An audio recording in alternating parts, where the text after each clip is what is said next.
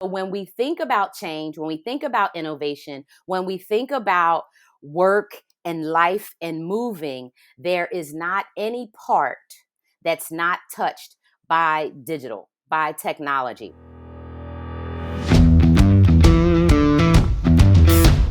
Technology is transforming how we think, how we lead, and how we win.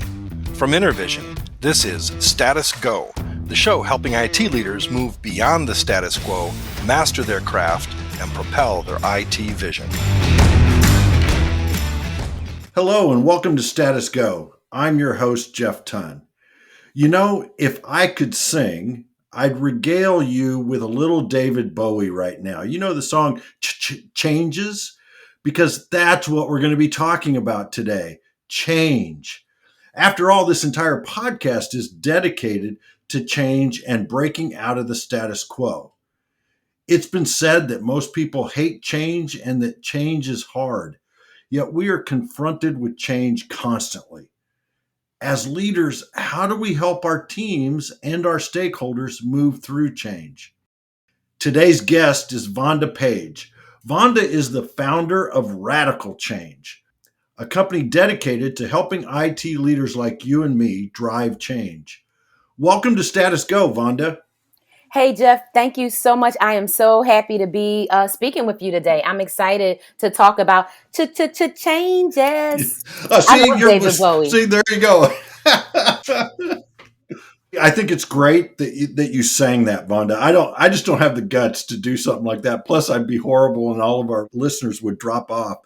I would love to start with just a little bit about your background. I know a good mutual friend of ours, Amy Waniger, she's been on the program. She's the one that introduced us, but would really love to have you tell our listeners a bit about your background, and then we'll dive into Radical Change. Absolutely. So, again, thank you. And I am excited to talk about my background because I think a lot of people would be surprised to learn that I have been a technologist since 1984. Since my very first job where I paid taxes, because, we have other jobs, right? Babysitting and mowing the lawn and stuff like that. That's not the same. But my very first job where the United States government actually took taxes was in 1984. And I got hired to work at an auto tag company. So for those people who may not be familiar with an auto tag company, think today's FedEx, DMV, insurance company, and office, all like together. And it was my job after my very first day to go in and implement a fax machine. So for those people who have never used a fax machine before, a fax machine was used to send documents electronically. So if you think of it as like pre-email, post snail mail. So this auto tag company, what they did was they handled people's registrations. They sent certified letters for people, help people get driver's license, car insurance, and that type of thing. Well, when I joined, they had just gotten a fax machine and they wanted me to implement the fax machine. So what that meant was I had to take the big book home, the big fat user manual. I had to study it. I had to understand it. Then I had to understand the business processes that the office used and then figure out how to implement the fax machine. Well, other than that super traumatic sound of the fax machine, right, with transmissions going through, it was a really good experience because what I got the opportunity to do was, number one, learn how to work in an environment and in a system where they already have processes and systems set up. Mm-hmm. Number two, implement a new piece of technology, right? A new tool, a new piece of equipment. And then three, integrate that equipment into the business processes. So as you can imagine, the two women that had been working there for years before I got there, right? They were used to doing things the snail mail way, right? Mm-hmm. So somebody comes in, you fill out a piece of paper. We used to do like mimeograph paper where, it'd be the blue sheets in between, right? Yep. And it'd be a pink piece and then a blue sheet and then a yellow piece and then a blue sheet, right? So used to doing all these manual processes. Well, when you get a new piece of technology, that is a change to the process. So my very first role involved helping to first understand how they were currently working, understand the intentions and the purpose of the new equipment. And then 3, integrate those so that we could use that as part of how we run the business. And so what I was able to do, not only to streamline how we were, sending faxes, I was able to help Mr. Parker to serve more customers Mm-hmm. faster, right? Because as we got more familiar with the fax machine and really built that into, contacting the different agencies and working with the different clients and then training clients and customers how to use the fax machine, that was really the beginning of my change career. So from there, every job I had in high school, in college, in graduate school, I always stayed in technology, helping organizations and teams onboard and adopt new technology and then integrate Mm-hmm. all of those processes that go with it. So now, 37 years later, that's what I've been doing. And then last year, I decided to start my own company so that I can really focus with numerous IT leaders, helping Mm-hmm. them to understand how to drive change in their organizations. Because you went from the beginnings of working with a fax machine and implementing change there. Before you launched your company, you were doing change on a much larger scale. Was it still related to technology? Yes. So all of my roles I've had have always been within the technology organization. But like a lot of large companies, right?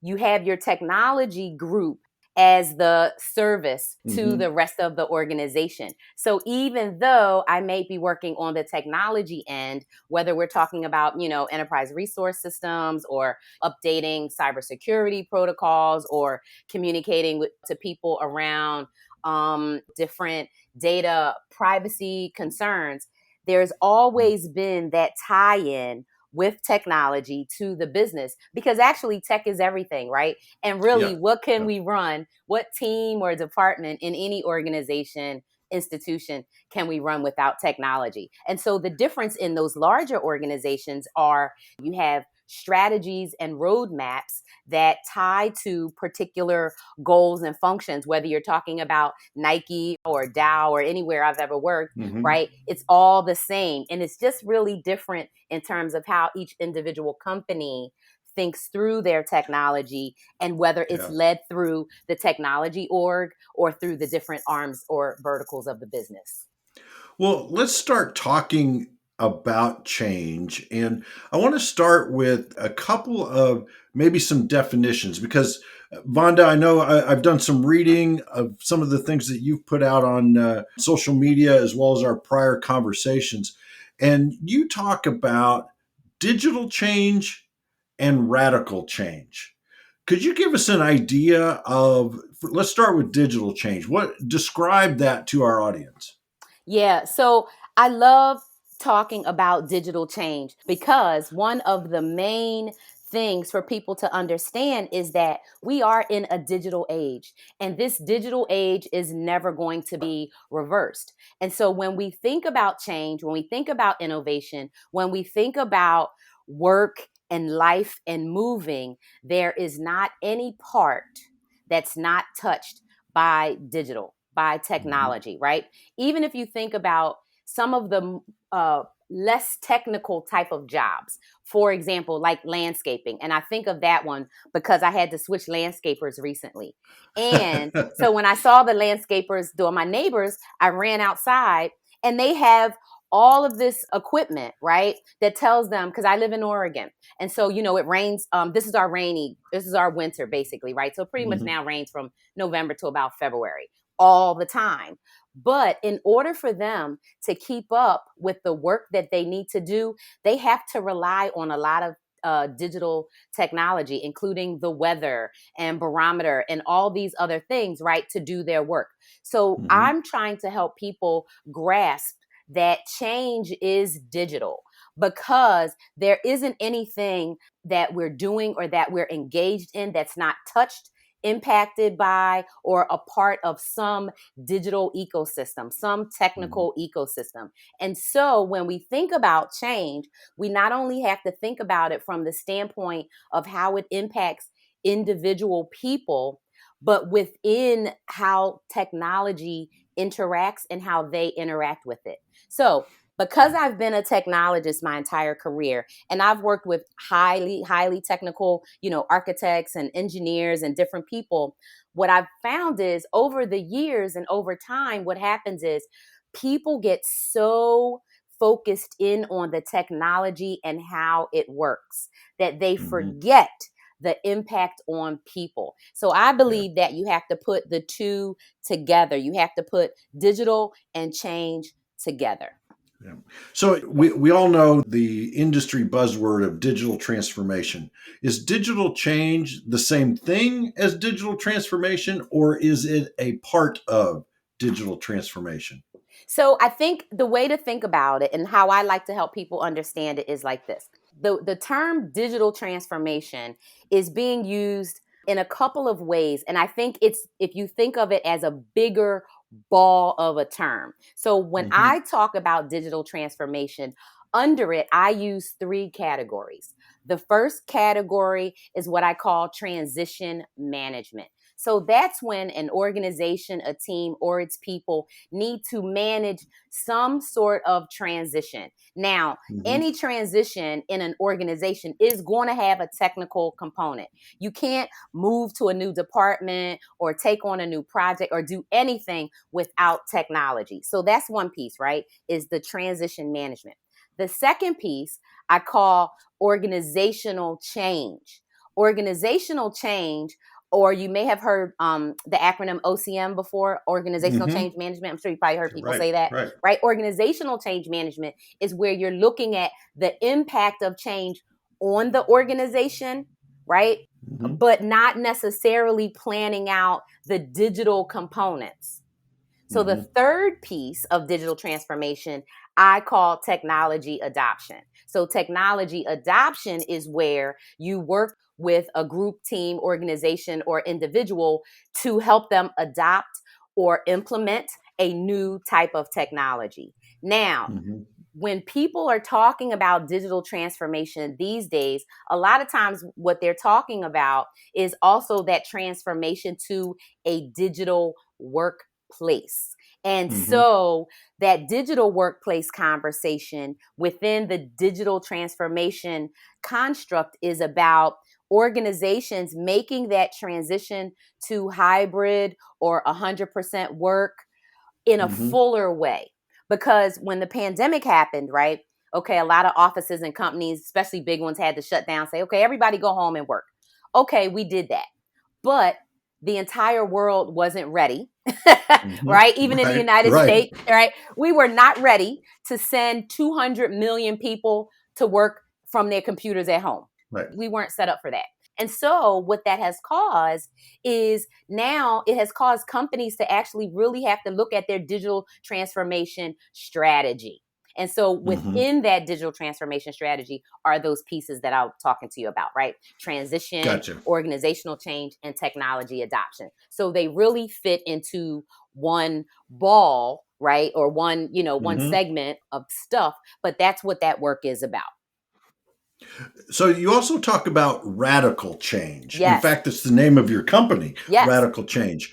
What is radical change? And again, is it the same thing as digital change, or is it bigger, broader than that? So I love talking about radical change. And one of the things that comes to mind first and foremost is the word radical.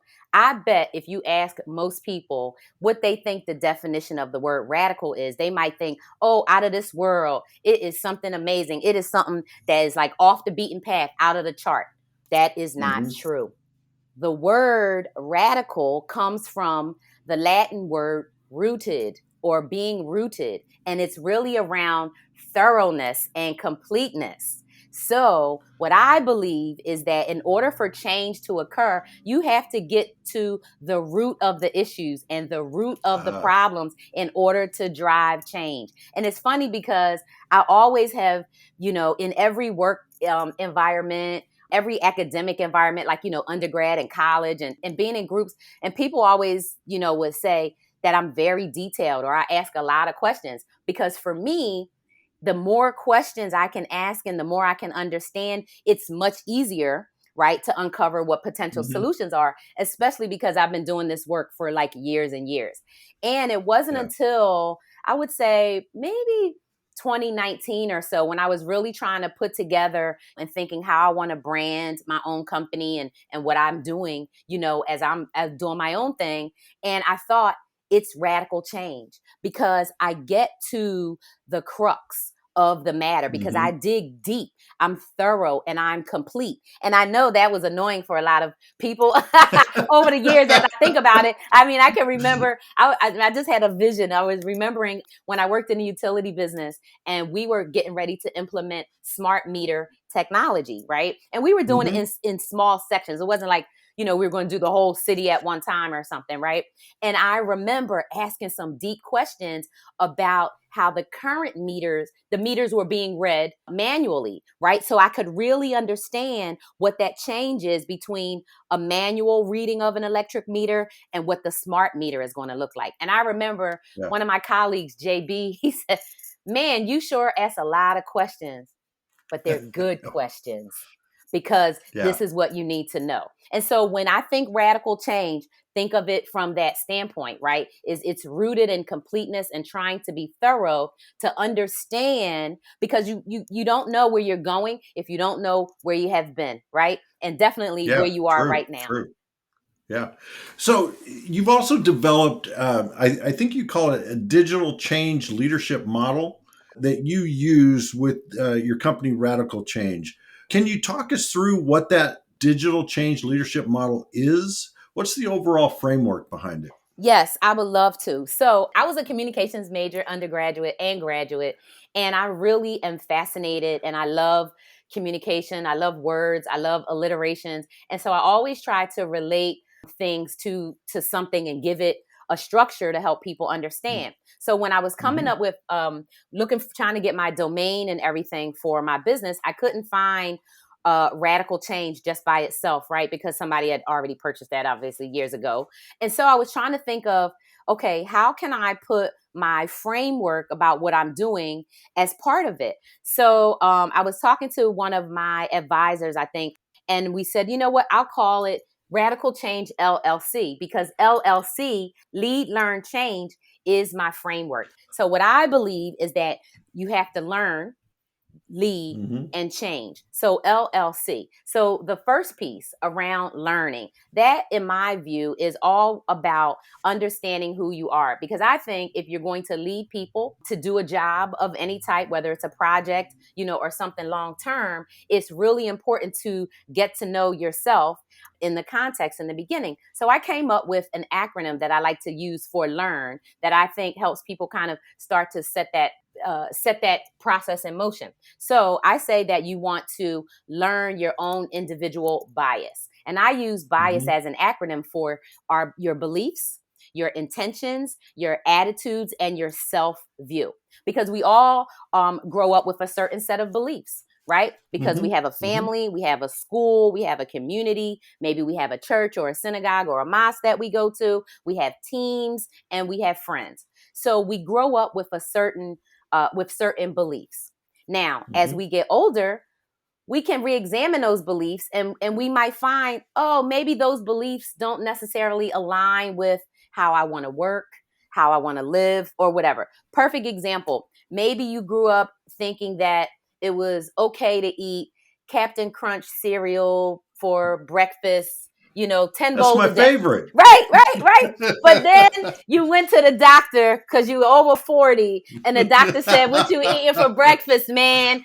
Yeah. Yeah. and you Yeah. said, I'm eating 2 bowls of Captain Crunch every day. And they said, well, no, I think you might want to switch that up. So it's kind of like when you Yeah. learn Yeah. better, you do better, right? So if we understand our beliefs and how they came about, that helps us to understand our intentions because every day we go about intending stuff, right? We go about intending to do a good job, being kind people, trying not to make the environment worse or whatever. Mm-hmm. Um, we also have attitudes that we hold on to based on our experiences, based on our beliefs, based on things we learn. It's important to understand those. But most importantly, I think that when you understand and you have a view of yourself that you are clear on, it helps you when Mhm. you are relating to other people in the world. So I always, try to help people go through a series of questions and steps to just think about some of those things based on a particular challenge that they might be having, right, at work. So the Mhm. second part of the framework is the lead framework. And I believe that leaders need three key characteristics on top of being a learner. So that would be authenticity, curiosity, and empathy. And when I think about authenticity, right, I don't think about it from the standpoint of say anything and do whatever. It's more like if you're in touch with who you are, then you can be authentic in your communications and you can be Mhm. authentic in how you relate to people. So Yeah. Yeah. like here I am today. I have on my Delaware sweatshirt. This is me. I'm cold. It's raining, right? And this is it. Mhm. I don't have to put on a suit and be super fancy and try to be something different. The second part is curiosity. And that goes back to what I was saying about me asking a bunch of questions and trying to get to the root of things. Being curious. When you're curious about other people, it really helps to connect. And it really helps you as you're thinking about how to drive or lead change. So that curiosity, right? And sharing Mhm. curiosity. And I mean, I think one of the best things is learning about people. And so that brings you together. And then that ties right into empathy. Because if you're curious about people, if you're being authentic, then those interactions that you have are going to help pull out that empathy because you see that person as a human being. That person sees you as a human being. You are me, I am you, right? We're the same, Mhm. right? Because we're all part of the human being family. But I think what happens in business, whether you're talking academic, high tech, or whatever, we get busy, Jeff. Like we are busy, Yeah. right? You like, oh, I got this many things that were supposed to be done last week. This was supposed to be last quarter. I got to hire people. I've got to look at the budget. It's time to do performance reviews. We got a forecast for next year, right? So you lose, I think, the ability and the opportunity to be authentic, curious, and empathetic because we're so busy running, focusing on trying to Mhm. get things done. But then that third piece, the change, that is where it all comes together. So, right, you understand and learn about who you are. Then you have those leadership characteristics ready. But then that third piece is around change. And I think that change is driven through what I call 7 certainties. And those 7 Mhm. certainties are factors that as an organizational leader, organizational participant, you can help to put those in place. So that first one, and I think you and I may have talked about it before, is all around culture. And so Yeah. Yeah. sometimes I think companies and leaders, you think about culture as, something that just emerges and happens. But the best cultures are really built and grown. Yeah. So you have culture. The Yeah. culture really needs to be one of collaboration where people are Mhm. on the same page. So when you have the culture and as a leader, you are building that culture and you're putting things in place to support the type of culture you want. The other thing that comes after that is that coalition of people that are going to help you to drive the change, right? Because no Mhm. change, big change is going to happen alone. And even small changes, even if we go back to the one about like changing your diet. Now, fortunately for me, I live at home alone with a dog. So that means I buy all my groceries myself.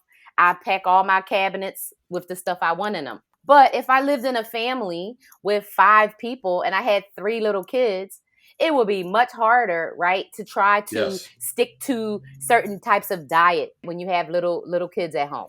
So Mhm. the coalition of people that would be trying to help me, right, if I was on some kind of nutrition change, the more people you have that are supporting and helping you, the more successful you're going to be. Yeah. Yeah. That third piece, I call it capacity. That's all around having the time and space and resources to get the work done.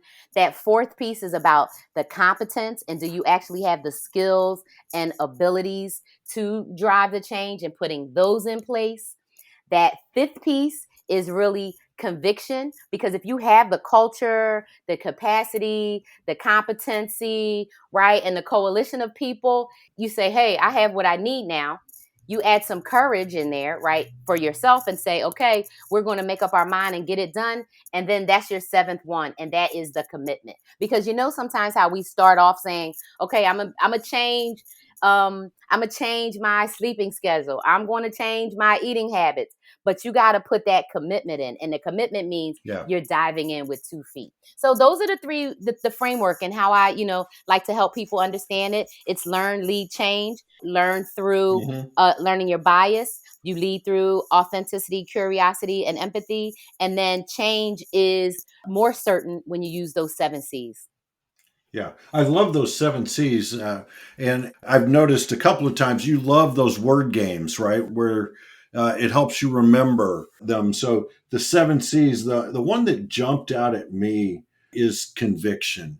Because I think a lot of times that's what gets in our way. We don't have that when we're trying to make a change.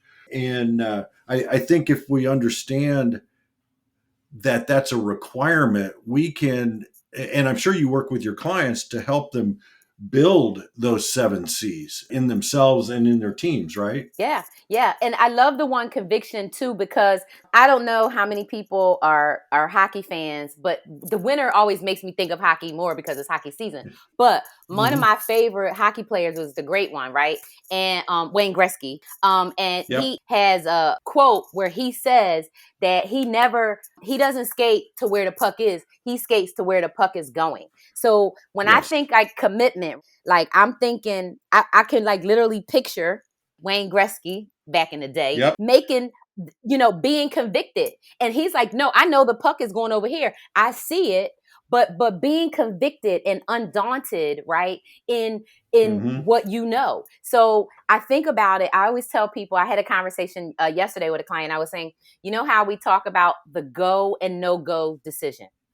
That's where I want you to think about conviction. So you put go and no go right here. This is conviction. So if you're not going, you'll be convicted that, hey, we're not going to do this. We need to wait till January. We need to wait until whatever. But it's making that decision and then taking those steps in that convicted state to finish driving it. But once you're convicted, that's why that courage has to kick in, right? Because when it gets hard, when it gets challenging, when people say, oh, no, why are we doing it? Hey, no, this is why. But you've already done the due diligence. And so you should be good.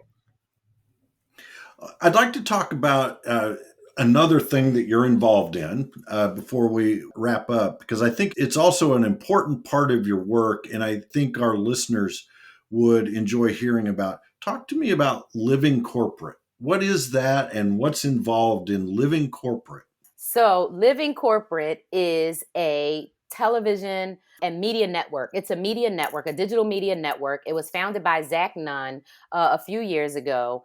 And the whole point of Living Corporate is to amplify Black and Brown professionals' experiences and to talk about those things where Black and Brown professionals are experiencing, right? Because we know that Black and Brown people's experience at work is different. We know, for example, that there are only 6% of Black women in America. So, of course, my experience working in corporate America or working in technology is going to be different if I'm in the 6% versus if I'm in the 70th percent. And so Living Corporate has a ton of different web shows and podcasts where we talk about different things. And I have 2 shows, one that I kicked off in August of this year, and the other I kicked off in September. The first one is called the Group Chat Radical Change with Vonda Page. And on that one, Jeff, what we do is I focus on talking to people who are out here in these streets, as I like to say, trying to drive change, right? Trying to talk about the root of these issues, but who are actually making steps, who have companies or consultancies or projects or nonprofits or books where they are trying to drive radical change. So I've been fortunate enough to have on authors. I have some more authors coming on, race equity theorists, DEI, diversity, equity, inclusion experts, and all sorts of people. And so the idea is to bring these conversations right out to the forefront so that other people Hmm. can understand what are the experiences that Black and brown people are having, because these aren't Yeah. necessarily things that people are going to sit around and talk about at work, right? That's one show. The second show is also like a group chat show, but that show is called Radical Power. And on that show, what I'm doing is actually talking with different people. Right now, I have a friend and colleague, Sana A. Khan. And in this series of Radical Power, Jeff, we're talking about the power that you have individually as a worker, as a Black or brown woman in tech, to Hmm. design your career your way. So you could work for any of the big companies, right? And still have what you want to accomplish, and you can still do that. But I think what happens often is I think women are faced with choices. You can be a good mom, or you could be a good worker, right? You could be an entrepreneur, or you could be a good employee. You could be this, or you could be that. But what we're talking about in Radical Power is the root of power, right? Is in Hmm. within the self. And there are games that we all have to play, and maneuvers and things we all have to make, but really helping people understand that you have power, even though you don't Hmm. think you do. And so it's really important to share that. I like to have people bring in their questions and thoughts. And what I'm finding is that I'm gaining listeners and gaining momentums. The shows have been adapted to podcast format. So then that means now more people can listen to them. Yeah. And the Yeah. idea is to, like I said, help people really feel that they can drive change, whether they're talking about systemic and structural, or whether they're talking about in their personal life. I love that, and I want to be sure we'll make note and add a link in the show notes to those programs, because I know a lot of our listeners will want to listen to the conversation, and many of them may want to join in the conversation, and I think that would be a great way for them to do that. Oh, that would be amazing. Yeah, yeah, Vonda. Our time has flown by, and before we wrap, I always like to end with a real strong call to action for our listeners. So, after listening to you and I talk today about radical change, about digital change, what's one or two things our listeners should go do tomorrow because they listened to us today? Well, I think first and foremost, your listeners should follow me at VondaPage03 on LinkedIn, or on my business, my company, which is Radical Change. I think secondly, they should download the Living Corporate app, and so Hmm. that they can be first to know about when these new shows are coming out. And then I think thirdly, as they're thinking about just going about their everyday lives, right? Maybe do just a little reflection and think about change from their lives, right? Is there something that they Hmm. want to do different, something that they want to see differently, something that maybe they're not feeling like they're getting the most out of, and something needs to be different? I believe that radical change the root of change lies in all of us, right? And so it's just a matter Yeah. of understanding that in a better context, and just thinking about change in a positive way, right? Because it's Yeah. inevitable, and you can basically either lead change, or you can let it drag you around by the neck. And I think people should lead change. That's what I think. I love that. The picture of that is just is great, and I think that's exactly right. I think, as I mentioned in the introduction, people fear change. They think change is hard, but really, as humans, it's in our root. It's part of who we are, and I think that's the message that I'm taking away from our conversation today.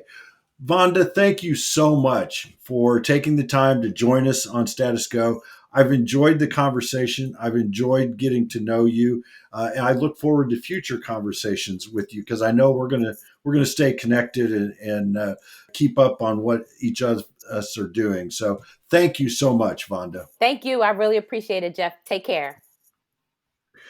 To our listeners, if you have a question or want to learn more, visit intervision.com.